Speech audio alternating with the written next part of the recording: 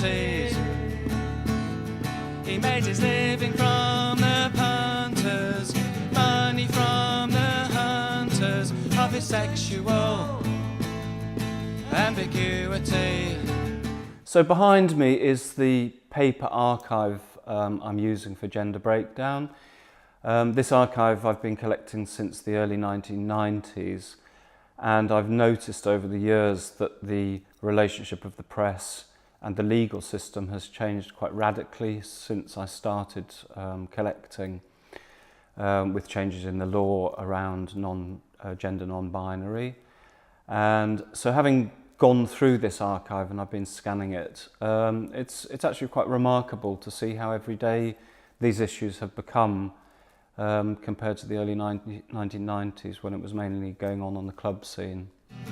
He was living in his dreams, he was a street living queen and a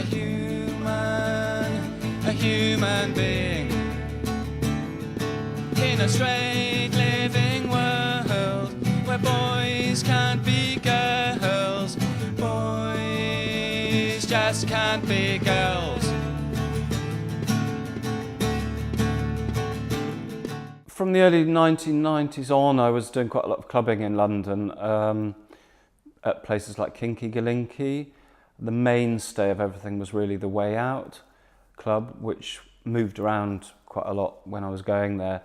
But it was a place populated by trannies and transgender people and their friends. Very, very warm and friendly club. There are other clubs I used to go to, like Madame Jojo's in Soho. Smashing, fantastic in Brixton, and it was just a wonderful time of what I call a gender jumble, when people were experimenting with all sorts of looks and dressing up and things, and it was the sort of start of this sort of gender non-binary visibility that I think I felt part of at the beginning, certainly, and I'm paying homage to that in the exhibition. He was strangled to death in his home while the music played on the gramophone. His killer got away, and he's still at large today. I read about Maxwell in a newspaper when I was just a teenager. I saw a photo of a transvestite. I still think about him day and night. And that hate for another helpless brother, child of an unknown mother, he is dead.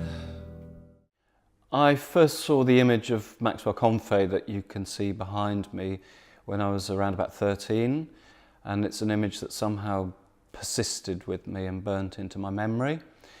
And I did a lot of research around Maxwell Comfey in the 90s. I had a partner at the time who got me a load of stuff from the BBC on the court case and stuff. And when the possibility of doing this Gender Breakdown show happened, I just thought it'd be really, really good to drag Maxwell out of the closet, so to speak, and use his image as a sort of headline for the exhibition to pay homage to someone who I don't want to be forgotten. In memoriam, in memoriam, in memoriam, in memoriam, Maxwell Comfey, rest in peace.